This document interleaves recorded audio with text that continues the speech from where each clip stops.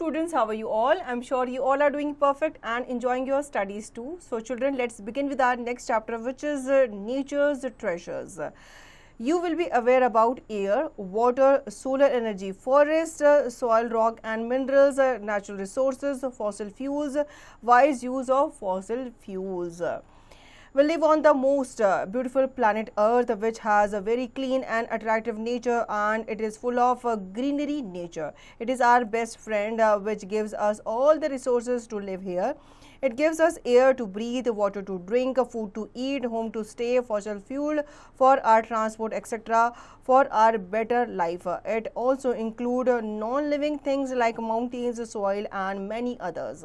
Nature is the treasure, habitation of every important elements that sustain life on earth. We should fully enjoy nature without disturbing nature technology balance. तो हमारे जो planet है अर्थ, इसे beautiful planet क्यों कहा जाता है? क्योंकि ये क्लीन और अट्रैक्टिव नेचर हमें देता है, जिसमें आपके फुल ऑफ ग्रीनरी देखने को मिलती है। ये हमारी बेस्ट फ्रेंड है क्योंकि ये हमें रिसोर्सेज देती है जीने के लिए, खाना देती है, खाने के लिए फॉसिल फ्यूल देती है जिससे हम ट्रांसपोर्ट में यूज़ करते हैं, रहने के लिए जगह देती है। तो इसे हमें वाइजली क्या करना चाहिए? यूज़ करना चाहिए, और जितना थैंकफुल हो सके उतना हमें होना चाहिए। पहले हम बात करेंगे एयर की। All living beings need air to breathe. We can not live without air but have you seen air? You can not see air but you can feel it. You can feel air only when it is moving. Moving air is called wind. Sometimes it blows fast, for example during a storm, and air sometimes blow gently as a breeze. Wind helps us in many ways. It makes a pinwheel rotate and an aeroplane fly. अब air जो है ये हमारे लिए बहुत beneficial है क्योंकि हमें सांस लेने के लिए एयर की ज़रूरत होती है। क्या आप एयर देख पाते हो? नहीं देख पाते, क्योंकि एयर दिखती नहीं है, लेकिन हम इसे क्या कर पाते हैं? फील कर पाते हैं। जो मूविंग एयर होती है वो विंड कहलाती है, जिसे हम हवा कहते हैं। समटाइम्स ये ज़्यादा ब्लो फास्ट करती है, मतलब ज़्यादा तेज़ी से वो करती है, जिसे हम स्टॉर्म भी कहते हैं। एक्टिविटी मेक अ चक्री pin wheel. Take a square sheet of paper, make cuts from its four edges up to about an inch from its center, fold it and paste the folded ends in the center as shown in figure. Pass a pin through the center and fix it on a piece of stick. Now switch on the fan. What do you observe? The pinwheel or चक्री starts rotating because of the moving air. तो इस तरीके की आपको एक चक्री जो है बनानी है। आपको कलर्ड पेपर लेना है, इस तरीके से आप पेस्ट करेंगे और आप उसे स्टिक पे जब चिपकाएंगे और एयर के पास लेके जाएंगे, फैन के पास लेके जाएंगे, तो वो मूव करना स्टार्ट हो जाएगी। Composition of air. Air is a mixture of gases which consist mainly of nitrogen 78% and oxygen 21%. Other gases 1% present include carbon dioxide 0.03%, argon, neon, helium, etc. Water vapor and dust particles are also present. However, their amount varies from place to place and from time to time.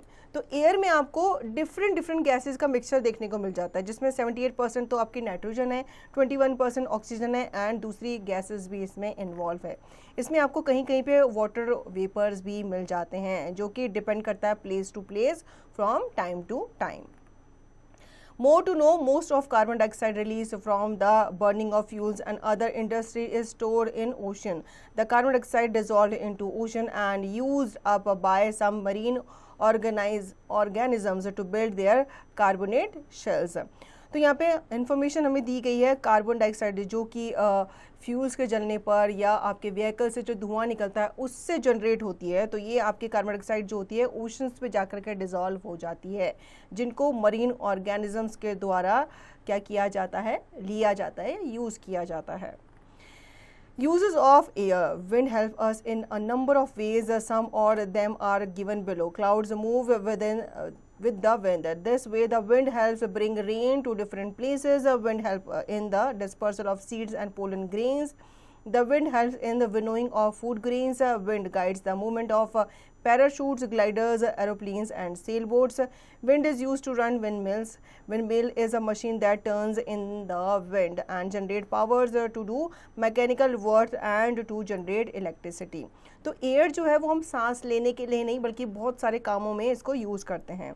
Cloud जो है ये wind के साथ move करते हैं, ठीक है, और इससे रेन जो है डिफरेंट जगहों पे आती है। ये सीड डिस्पर्सल करने में भी हेल्प करता है, ये विनोइंग में भी हेल्प करता है, साथ ही साथ ये पैराशूट्स ग्लाइडर्स को भी मूव करने में हेल्प करता है, और हम यूज़ करते हैं विंड मिल्स को रन करने के लिए इसका इस्तेमाल भी किया जाता है। Your wisdom, which gas is found in highest quantity in air, वो है नाइट्रोजन, जिसका परसेंटेज है 78। More to know, Mupandal Wind Farm in Tamil Nadu, Jaisalmer Wind Park in Rajasthan, and Brahmanville Wind Farm in Maharashtra are some of the leading windmill farms in our country. Find out more other windmills farm in our country.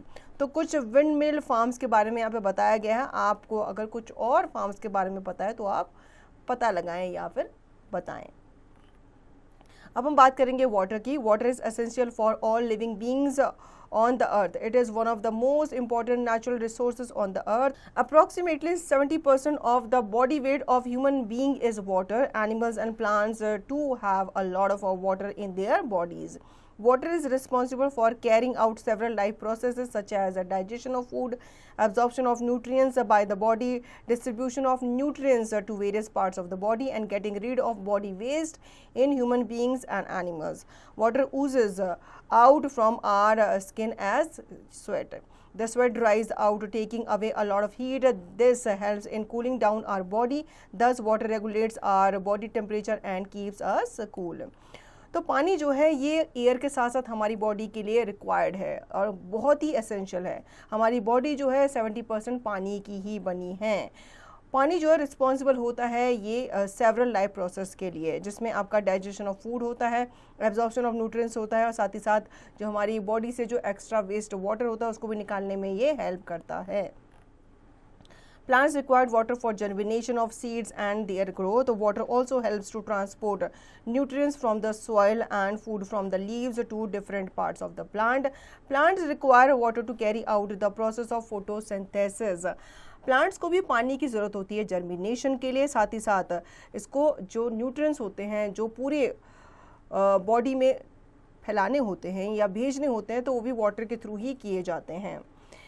Sources of water. Have you ever thought from where does the water in our taps come? Water supply to our household is done from water sources such as a river or borewell. Sources of water can be surface water and groundwater. Rain is the main source of water. Rainwater, it is the purest form of natural water. When the water vapor present in the air condenses, it rains. Rainwater is free from germs and soluble solid impurities. However, dust particles and some dissolved gases such as carbon dioxide present in the air get mixed with it and fall down on the earth.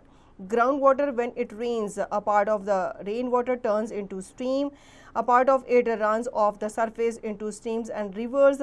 The remaining seeps through the soil into the non-porous rocks beneath. This is underground water or groundwater. As water passes through the soil, it gets naturally filtered by several layers or sand and rock and is free from suspended impurities.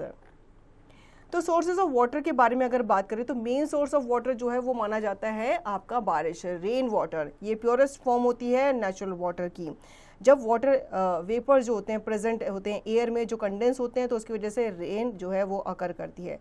Rain जो होती है ये free of germs होती है और इसमें आपके impurities भी नहीं होती। लेकिन अगर आपके डस्ट पार्टिकल इससे मिल जाते हैं या कार्बन डाइऑक्साइड इसके प्रेजेंस में आ जाती है तो उसमें ये घुस जाते हैं। ग्राउंड वाटर जो होता है, जब आपका रेन जो है वाटर बरसाती है या पानी नीचे आता है तो वो वाटर बॉडीज़ में कलेक्ट हो जाता है, जैसे कि पॉन्ड्स एंड रिवर्स में। लेकिन कुछ पानी जो है ये सॉइल के अंदर भी सीप हो जाता है, जिसको नॉन पोरस रॉक्स भी कहते हैं। इसमें जो ग्राउंड वाटर होता है ये अंदर चला जाता है, फिर उसको वेल्स के द्वारा या ट्यूबवेल्स के द्वारा बाहर निकाला जाता है। The groundwater bursts out of the surface at some places to form a natural spring. Groundwater can be pumped out through bore wells, hand pumps and tube wells for use. It is good for household, industrial and agriculture purposes. Water which is suitable for drinking is called potable water. Where does drinking water come from? People in village draw water from the wells, rivers, ponds, etc. While in cities, people mostly get it from the taps. Water is drawn from some nearby water source such as a river through a network of pipes and carried to the taps. तो पानी हमारे घर तक पहुंचता कैसे? गांव में लोग कुएं से, हैंडपम्प से या बोरवेल वगैरह से पानी लेके आते हैं. शहरों में जो पानी है ये टैंक्स वगैरह में आता है, उसके थ्रू, ये टैप के थ्रू हमारे किचन में आता है. Surface water, rainwater spreads naturally to form streams, rivers and lakes. It is called surface water. Melting of snow on mountains also adds to the surface water. The water flowing down the hills also goes into the rivers. The water that runs off a surface dissolves soluble salt from the soil on its way. It also carries suspended impurities. The river or lake water may also contain harmful microbes that cause waterborne diseases such as jaundice, cholera, dysentery, typhoid and diarrhea. तो surface water जो होता है ये आपका collect होता है streams में, reverse में, पॉन्ड्स में, और इसको पोर्टेबल बनाना पड़ता है क्योंकि ये पोर्टेबल नहीं होता. अगर आप इम्प्योर पानी पी लेते हैं तो आपको बहुत सारी डिसीजेस होने के चांसेस रहते हैं. Seawater is what makes up oceans and seas. Rivers eventually flow into the sea. Oceans and seas are therefore the largest water bodies of natural water, but the sea water is the most impure form of water. It contains a large amount of dissolved salt. That is why sea water is called saline water. Sea water is not fit for drinking as well as irrigation purposes.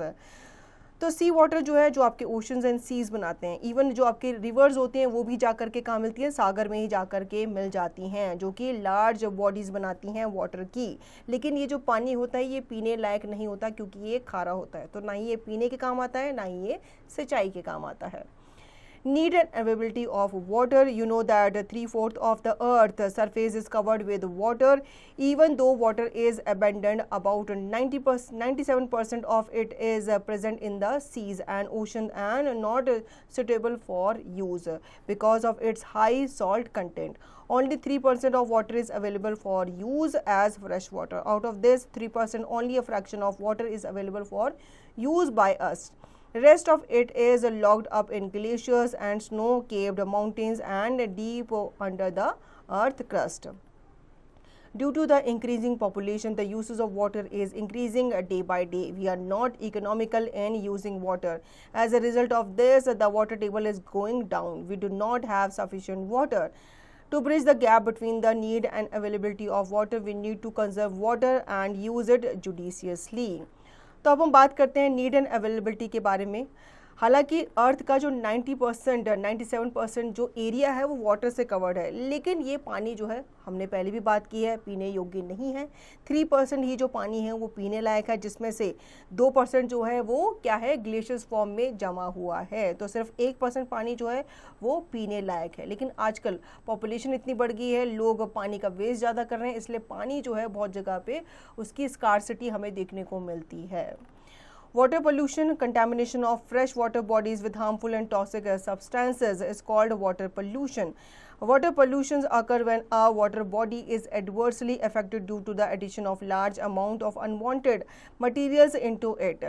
Polluted water is unfit for consumption as it can cause serious diseases. The main cause of water pollution are the domestic sewage and the industrial waste are collected through drains which go into the rivers and contaminate the water.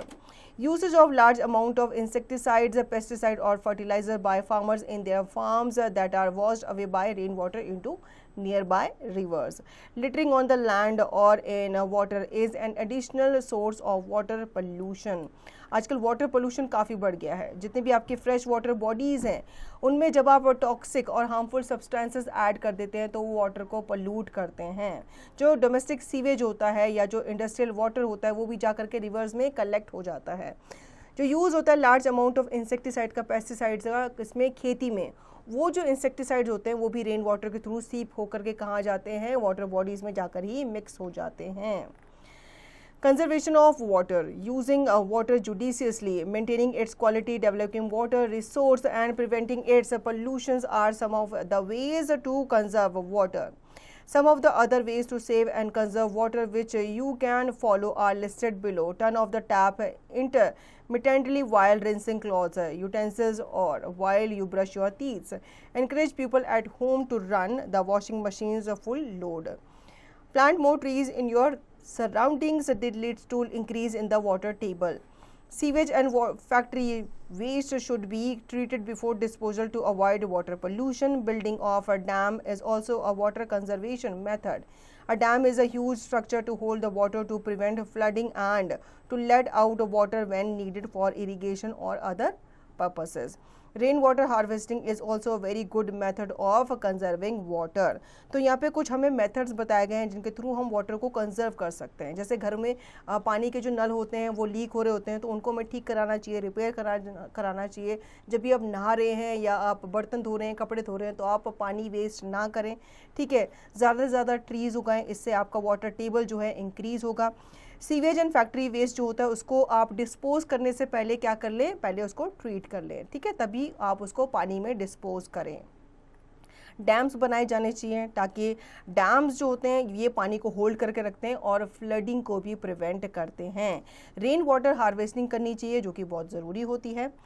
अब rain water harvesting क्या है? If rain water is use judiciously the problem of water shortage can be solved to some extent. Collection of rain water from surface on which rain fall and storing it for future use is called rain water harvesting. कई घरों में भी आपने देखा होगा लोग जो है इस तरीके से टैंक बनाते हैं, कुछ ज़मीन के नीचे बनाते हैं, कुछ छत वगैरह में बनाते हैं. इससे जो आपके घर के छत का पानी होता है वो सीप होकर उस टैंक में जाकर के स्टोर हो जाता है. इस पानी को आप यूज़ कर सकते हैं. Do you know that rainwater is also harvested in many homes, residential societies or schools? It is an old age practice in India. For example, step wells, commonly known as Bawali in Rajasthan and Wow in Gujarat, are built for water harvesting as a response to the scarcity of water in these regions. These step wells have a unique system of water harvesting. They store not only rainwater but also water seeping from nearby lakes, ponds and rivers. The wall of the trenches, long deep holes dug in the ground, are lined with blocks of stones that allow seepage of water. तो ये जो rain water harvesting है ये पुराने ज़माने से चली आ रही है. जो राजा महाराजा लोग हुआ करते थे वो बावलीज़ वगैरह बनाते थे. तो इस तरह की ये जो स्टेयर केस वगैरह के साथ ये जो बावलीज़ जो होती थी वो बनाई जाती थी जिसमें रेन वाटर को स्टोर करके रखा जाता था. Your wisdom, why is rain water the purest form of water? Rain को वाटर का प्योरेस्ट फॉर्म क्यों माना जाता है, बताइए बच्चों. अब हम बात करते हैं सोलर एनर्जी की. Solar energy is the energy that is harnessed from the sun. It is emitted by the sun in the form of heat and light. It is one of the most renewable and readily available source of energy on earth. All planets and animals are dependent on it. We use heat and light from the sun for various purposes. Solar energy जो है ये हमें कहाँ से मिलती है? सन से मिलती है, जिसको हम बहुत सारे पर्पसेस के लिए यूज़ करते हैं. There are so many uses of solar energy. Solar energy is eco friendly and helps to reduce the high pollution level. It helps a plant to prepare food. The solar energy also provides all the living beings on earth with the heat and light. The solar panels capture the sun's energy and produce electricity. Energy from the sun can also be directly used from cooking in a solar cooker or for heating water in a solar water heater. तो यहाँ पे आपके various uses बताए गए हैं solar energy के. एक तो ये इको फ्रेंडली होती है और ये आपका पोल्यूशन लेवल को रिड्यूस करने में भी हेल्प करती है. ये प्लांट्स को उनका खाना बनाने में हेल्प करती है. सोलर एनर्जी जो है ये लिविंग बींग्स के द्वारा यूज़ की जाती है. Dependence of plants and animals on solar energy. The sun is the main source of energy. One cannot imagine life on earth without the sun. Plants get energy from the sun and produce food. Animals eat plants and grow. We get food from both plants and animals. This cycle on earth is possible due to the sun. So we all are dependent on the sun. तो sun जो है ये main source माना जाता है energy का. हम जो अपनी लाइफ अर्थ में सन के बिना इमेजिन ही नहीं कर सकते, क्योंकि प्लांट जो है ये अपना खाना जो है वो सन की अवेलेबिलिटी में, उसकी लाइट की अवेलेबिलिटी में बनाते हैं, और हम जो है प्लांट्स में डिपेंडेंट हैं, ठीक है। तो अगर सन ही नहीं होगा तो प्लांट्स अपना खाना नहीं बना पाएंगे और हमें भी अपना खाना जो है वो नहीं मिल पाएगा। तो ये जो साइकिल है ये सन की वजह से ही पॉसिबल है। More to know, the first solar panel was created in 1941. More to know again, a home that is supported by solar power can help in reducing pollution by decreasing the emission of carbon dioxide by 100 tons in the time span of 30 years. अगर आप अपने घर में solar panels लगा ले तो इससे क्या होगा, आप जो एमिशन है कार्बन डाइऑक्साइड का उसको डिक्रीज कर पाएंगे। Both plants and animals, including human beings, that depend on the sun for vitamin D, which is very essential to their bodies, especially the young ones. If the young ones fail to get vitamin D, then they may develop rickets.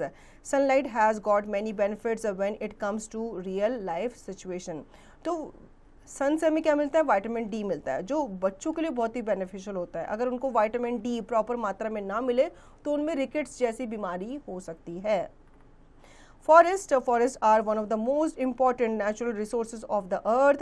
A forest can be defined as an uneven large piece of land which is covered with different types of herbs, shrubs and trees. The trees are covered with different types of creepers and climbers. A forest is a home to a variety of animals. Some animals live on the floor, others on tree twigs. Some walk on the ground, some crawl and climb, and other flies. तो forest जो है ये भी natural resources ही माने जाते हैं अर्थ का। Forest आप डिफाइन कर सकते हो, एक uneven large piece of land होता है जिसमें आपके बहुत सारे herbs, shrubs, trees, different plants, creepers and climbers देखने को मिल जाते हैं। यहाँ पे आपको वैरायटी ऑफ एनिमल्स भी आपको देखने को मिल जाते हैं। Now, conservation of forest, deforestation has a harmful impact on the environment. Hence, there is a constant need to manage forests carefully to conserve them. Prevention of further depletion of forest is called conservation of forest. We should follow these methods to conserve our forest. तो forest को conserve करना बहुत ज़रूरी होता है, क्योंकि आजकल human activities की वजह से डिफॉरेस्टेशन जो है वो देखने को मिल जाता है। लोग अपनी ज़रूरत के हिसाब से पेड़ काट रहे हैं, तो ये डिफॉरेस्टेशन को लीड कर रहा है। तो हमें क्या करना चाहिए, कुछ प्रैक्टिस करनी चाहिए जो कि फॉरेस्ट को कंजर्व कर सके, जैसे कि afforestation. The practice of planting seedlings or small trees on a large scale is called afforestation.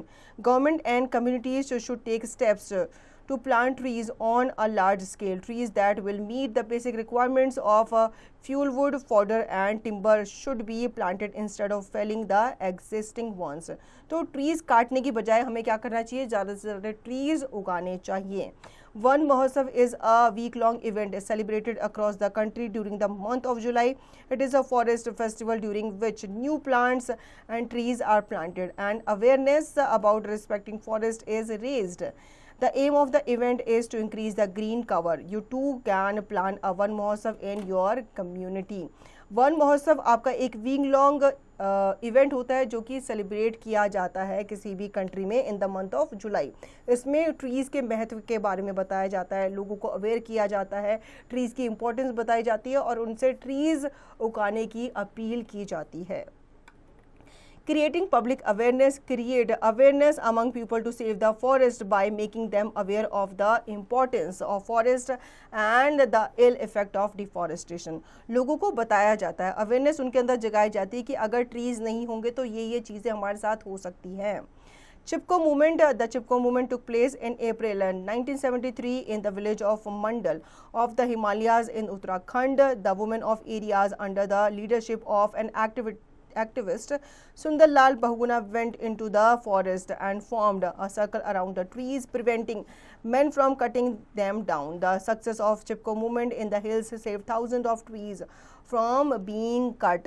तो एक चिपको मूवमेंट जो था वो हुआ था अप्रैल 1973 में, जिसमें बहुत सारे लोग जो थे उन्होंने क्या किया था, हर एक ट्री को उन्होंने पकड़ लिया था, उसके आगे एक घेरा बना लिया था, जिससे जो उनको काटने के लिए आने वाले थे उन्होंने क्या किया था, ट्रीज को कटने से रोका था। More to know, every year India loses about 15,000 square meter of forest area because of deforestation. अभी भी लोग जो हैं वो क्या कर रहे हैं, अपनी ज़रूरत के हिसाब से पेड़ों को काट रहे हैं, तो ये अच्छी बात नहीं है. Soil, rock and minerals. Soil is the topmost layer of the earth's crust. It is valuable natural resource. All living things depend directly or indirectly on soil. Soil is very important for life to exist on the earth. Plants and trees grow in soil. The decayed remains of dead animals and plants that get mixed with the soil makes humus. Humus is the organic substance that is present in the soil. It makes the soil fertile. Soil के बारे में बात कर लेते हैं. पहले soil जो है टॉप मोस्ट लेयर बनाती है अर्थ क्रस्ट की, और ये बहुत ही वैल्यूबल नेचुरल रिसोर्स होती है क्योंकि इसमें सारे के सारे जो प्लांट्स हैं वो ग्रो करते हैं और लिविंग थिंग्स भी इसमें डायरेक्टली और इनडायरेक्टली डिपेंडेंट हैं. सॉइल है जो वो बहुत ही इंपॉर्टेंट होती है लाइफ के लिए. प्लांट्स और ट्रीज़ जो है सॉइल में ही ग्रो करते हैं. इसमें आपके जो डिकेड रिमेन्स रह जाते हैं डेड एनिमल्स के एंड प्लांट्स के, उनको अर्थवॉर्म्स के द्वारा या दूसरे कीड़ों के द्वारा खाया जाता है, फिर इसको हमस में कन्वर्ट किया जाता है और हमस जो होती है वो एक मैन्योर का काम करती है जो कि सॉइल को फर्टाइल बनाती है. More to know, an earthworm is a farmer's friend because it makes a deep burrow in the soil, mixes the top soil with subsoil, and its waste also make the soil fertile and rich in humus. Now, types of soil. The mixture of rock particles and humus forms the soil. The top layer of the soil or the top soil is medium for the growth of plants. According to size, appearance and feel, particles of soil can be classified as clay, sand and silt. तो तीन तरह की mainly यहाँ पे soil का यहाँ पे जिक्र किया गया है. पहला है clay. It has very fine particles. Clay is smooth to touch earth. Each particle is less than 0.002 mm in diameter. Next is silt. It has medium sized particles. Silt is commonly found around river beds. It is not so smooth to touch. Each particle is between 0.002 mm and 0.05 mm. Sand. It has the largest size particles. Sand is coarse to touch. Each particle is more than 0.05 mm in diameter. Soil may also contain small stones called gravels. तो clay जो होती है fine particles इसके होते हैं, ठीक है, बहुत स्मूथ होती है टच करने में. नेक्स्ट है आपकी सिल्ट जो कि मीडियम साइज पार्टिकल के साथ आती है और ये ज़्यादातर आपके रिवर एरियाज़ के साइड में पाई जाती है. सैंड जो होती है लार्जेस्ट साइज पार्टिकल्स होती हैं, ठीक है, इसके जो पार्टिकल्स होते हैं काफ़ी कोर्स होते हैं, छूने में काफ़ी दरदरे होते हैं. Now, color of soil. Top soils are different colors depending on the parent rock and presence of minerals. If the parent rock is rich in iron, then its pieces formed after withering will also contain iron. Soil may be black in color due to the presence of dead organic matter and water. तो soil का जो colour होता है वो depend करता है कि किस टाइप की वो सॉइल है. Activity aim to observe things present in soils from different places. Material required: soil from different places such as the garden, playground, flower pot, paper and hand lens. Procedure: take a cup of soil of each type and spread each on different sheets of white paper. Observe each type using a hand lens. तो आपको क्या करना है, ये material आपको लेना है और आपको प्रोसीजर स्टार्ट करना है. एक कप ऑफ सॉइल आपको लेना है हर एक सॉइल का, उसको आपको स्प्रेड करना है different sheet of white paper पे, फिर उसको आपको ऑब्जर्व करना है हैंड लेंस से, फिर आपको इस टेबल को फिल करना है. Now life of soil. Many living organism like ants, termites, earthworms, snails, centipedes, grasshoppers, beetles, etc. inhabit soil. These creatures help to aerate soil. This means they help in bringing air to the soil by making it loose. The waste of these animals enriches soil. They also help in softening of soil and germination of seeds. तो बहुत सारे living organisms आपको soil में भी रहने को या देखने को मिल जाते हैं जो कि सॉइल में रहते हैं. ये क्रिएचर्स जो होते हैं ये सॉइल को एरेट बनाते हैं. इसमें आपका जो एयर की मात्रा होती है वो इन कीड़े मकोड़ों के द्वारा बढ़ाई जाती है. Formation of soil. Soil formation is a slow and complex process. It takes 1,000 of years to form a layer of soil just a few centimeters thick. Soil is formed by the disintegration, breaking apart of rocks by action of the sun, water and living organism over a long time, thousands of years. Rocks break into smaller and smaller particles to form soil. Soil बनती कैसे है? Soil जो है ये rocks के टूटने पे बनती है, लेकिन ये जो प्रोसेस होता है ये काफ़ी स्लो होता है, जिसमें बहुत साल का टाइम लग जाता है। रॉक्स पहले तो क्या होती हैं, टूटती हैं, फिर ये स्मॉल पार्टिकल्स में डिवाइड होती हैं और फिर ये सॉइल बनाती हैं। रॉक्स क्या है? Rocks are use in the construction of houses, buildings, temples, roads, dams and table tops. Some rocks like slate are used for roofing and laterite can be used as a building material like bricks. Some of the important rocks are granite, sandstone and marble. Human beings have been using rocks to make tools such as hand axes and arrowheads since thousands of years. तो rocks जो होती हैं ये आपके building के construction में इस्तेमाल की जाती है, टेम्पल्स वगैरह, रोड्स वगैरह में बनाई जाती हैं और रूफिंग वगैरह भी इससे की जाती हैं। What are rocks made up of? They are made up of minerals. Important metals such as aluminium, gold, copper and iron are extracted from minerals. Minerals are used in the manufacturing of aeroplanes, cars, jewelry, cosmetics and electrical and electronic equipment. For example, the basic mobile phones that we use contain about a dozen minerals like gold, silver, copper, cobalt, etc. Rocks play a vital role in our lives. It takes thousands to millions of years to form rocks. Therefore, it is important to conserve and use them responsibly. अब rocks बनती कैसे है? तो ये mineral से बनती है। Important metal जैसे कि एल्यूमिनियम, गोल्ड, कॉपर, आयरन जो है ये मिनरल से ही एक्सट्रैक्ट होते हैं। मिनरल जो है ये आपके manufacturing of aeroplanes, cars, jewellery, cosmetic में यूज़ किए जाते हैं। जैसे कि आपका जो बेसिक मोबाइल फ़ोन है जो आप यूज़ करते हैं, इसमें आपके डजन्स ऑफ मिनरल्स जो हैं वो देखने को मिलते हैं। Natural resources, materials occurring in nature which are used by human beings for their survival and welfare are called natural resources. Air, water, sunlight, forest and soil are natural resources. Similarly, fuels such as coal, petroleum, natural gas and metals are also natural resources. Based on their availability, natural resources are of two types: renewable or inexhaustible, non-renewable or exhaustible. Natural resources के बारे में बात कर लेते हैं जो कि human beings के द्वारा यूज़ किए जाते हैं अपने वेलफेयर और सर्वाइवल के लिए। एयर, वाटर, सनलाइट, फॉरेस्ट ये तो नेचुरल रिसोर्सेज हैं ही, इनके साथ साथ कोल, पेट्रोलियम, नेचुरल गैस और मेटल जो है ये भी नेचुरल रिसोर्सेज में ही आते हैं। लेकिन इनमें भी दो कैटेगरीज होती हैं, एक होते हैं रिन्यूएबल और इनएग्जॉस्टिबल, दूसरे होते हैं नॉन रिन्यूएबल और एग्जॉस्टिबल। तो इनको डिटेल में जान लेते हैं। रिन्यूएबल नेचुरल रिसोर्सेज क्या होते हैं? The resources which are available in unlimited quantity in nature are called renewable और inexhaustible resources. For example sunlight, water and air. तो ये आपके अनलिमिटेड क्वांटिटी में पाए जाते हैं। Non renewable natural resources, the resources which are available in limited quantity in nature and will get exhausted in future due to continuous use are called non-renewable resources. For example, wildlife, coal, petroleum, minerals and forest. तो ये आपके limited quantity में पाए जाते हैं nature में, तो इनको हमें सोच समझकर यूज़ करना चाहिए। Fossil fuels, natural resources such as coal, petroleum and natural gas are burned to obtain energy. Since they are obtained from fossils, they are called fossil fuels. Fossils are the remains of plants and animals that got buried under the surface of earth millions of years ago due to some natural disasters such as earthquakes or volcanic eruption. These buried remains were transformed into fossil fuels such as coal, petroleum and natural gas due to the action of heat, pressure and bacteria in the absence of air. Fossil fuels बनते कैसे हैं? तो आपके fossil fuels जो हैं ये बनते हैं dead remains of plants and animals. इनको बहुत ईयर्स का टाइम लगता है डीके होने में, फिर इनको बाहर निकाला जाता है। Coal is a hard black stone-like structure.